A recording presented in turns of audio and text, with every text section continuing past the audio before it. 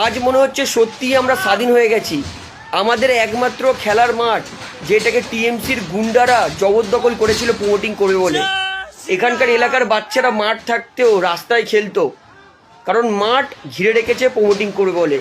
কে ঘিরে রেখেছে তার নামটা নিচ্ছি না, তাকে আমরা সবাই চেনেন, সে বর্তমানে পুলিশ হেফাজতেও আছে। তো সত্যিই মনে হচ্ছে আজকে আমরা স্বাধীন হয়ে গেছি, আমাদের খেলার মাঠ আমরা ফিরে পেয়েছি, আর বাচ্চাদের রাস্তায় খেলতে হবে না, তারা মাঠের মধ্যে খেলতে পারবে।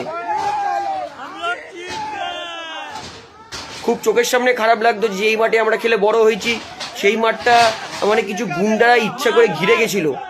বলার সাহস ছিল না, কারণ বললে তারা শাসানি দেবে, ধমকানি দেবে, পুলিশ ওদের কন্ট্রোলে ছিল। আজকে কিন্তু সেই সমস্ত মিটেছে, আমরা আমাদের মাঠ ফিরে পেয়েছি, দাসপাড়ার মাঠে আমরা খেলে খেলে বড় হয়েছি। তো সত্যিই ভালো লাগছে যে যাক, কিছু তো ফিরে পেয়েছি। এবার তো বাচ্চারা অন্তত নিজের মতো স্বাধীনভাবে মাঠে খেলতে পারবে। দাঁড়া না, এটা জিনিস কাজ করছি তো।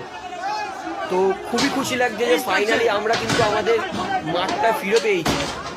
একটাই আশা করব যে বিজেপি সরকার যেন কোনো দুর্নীতি কাজ না করে, যাতে মানুষের সেবা করে, মানুষের থেকে জোরজবরদস্তি কিছু কেড়ে না নেয়।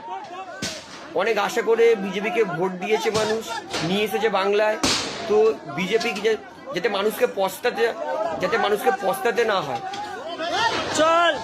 মোদিজিকে একটাই অনুরোধ করব, সবাই কিন্তু আপনার মুখ থেকে ভোট দিয়েছে, তাই দয়া করে মানুষকে হতাশ করবেন না।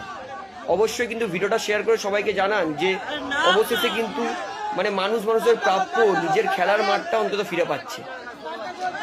ভিডিওর সাথে একটাই বলবো, জয় হিন্দ, জয় বাংলা, ভারত মাতা কি জয়।